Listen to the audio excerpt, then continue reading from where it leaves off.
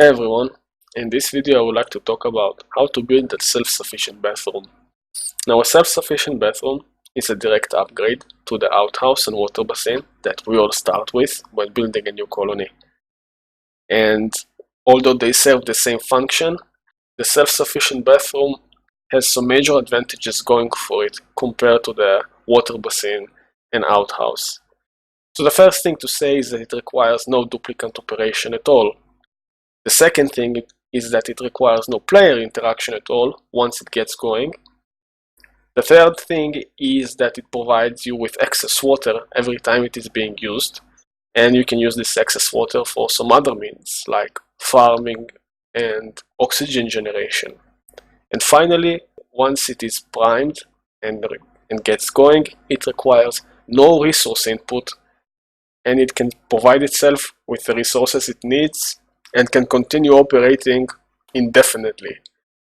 So overall it's a very useful system, and on top of all that it requires minimum amount of research, and it is possible to build it as soon as like the first 10 cycles.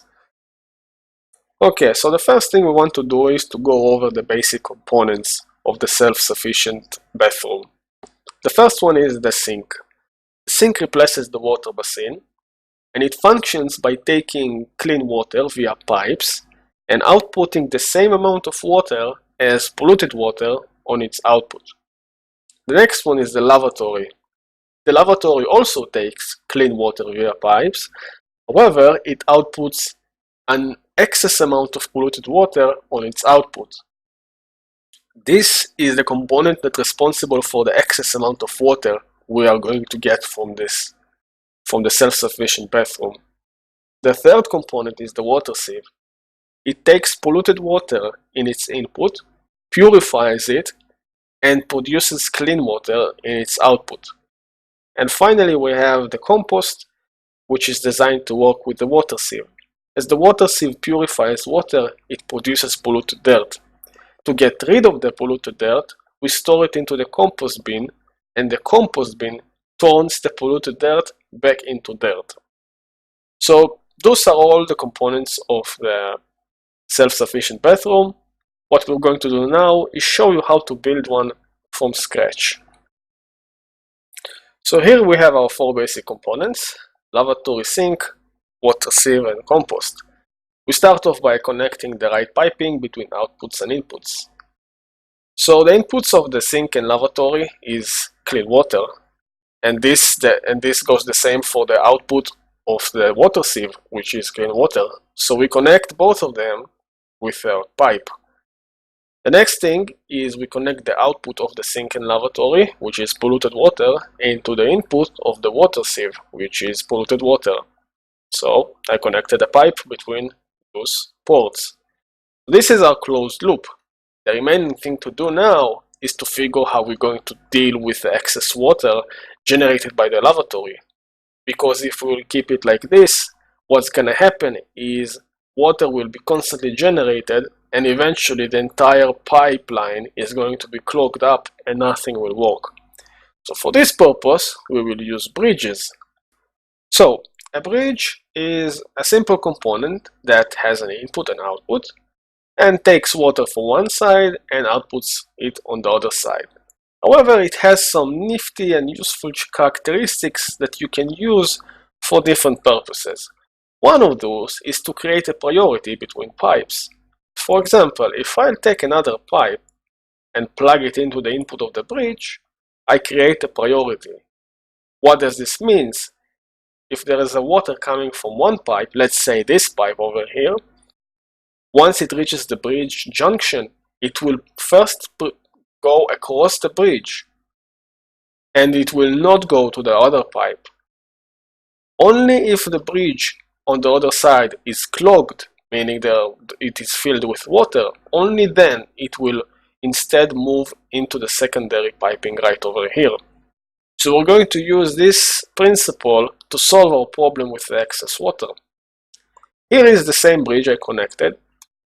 The only thing we need to do now is to add another input into the bridge from the place where we want to drain the water. So let's say we have water coming out of the water sieve. The first thing it will want to do once it gets to the junction is go across the bridge and right into the water sink and lavatory. Once this entire line is filled with water, any excess amount of water generated by the water sieve will drain into this little pool I've constructed. And from here we can use this water for some other means like farming and oxygen generation. So this is the entire design now completed. So now there is only one last thing we need to do to finish off the design. As you probably noticed, the pipes are quite empty and there's no water flowing. What we want to do is to prime the system. Priming the system means we want to input some water, either polluted or clean water, into the system to get it going. So in this example I will use clean water, and since I'm using clean water, I would want to connect it to the same pipe that provides clean water into the lavatory and into the sink. So this is my pump with some clean water, and I'm going to connect it directly into this line. This is the clean water line. Now the pump gets going, and you don't need a lot of water to start the system. Once it gets around 4 or 5 of those water plopes, you can immediately disconnect the pipe, and you should be good to go. Water has entered the system, both lavatory and sinks are primed, and the system is now operational. So this is pretty much it.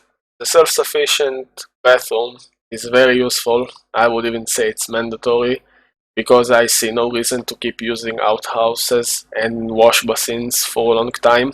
Matter of fact, I generally want to transition out of them as quickly as possible. And in every new base and colony I build at the beginning, I always prioritize getting a self-sufficient bathroom as early as possible. So this is it. I hope you found this video useful. If you have any comments or questions and feedback, feel free to post them in the comments below. And thanks for watching, and I'll see you next time.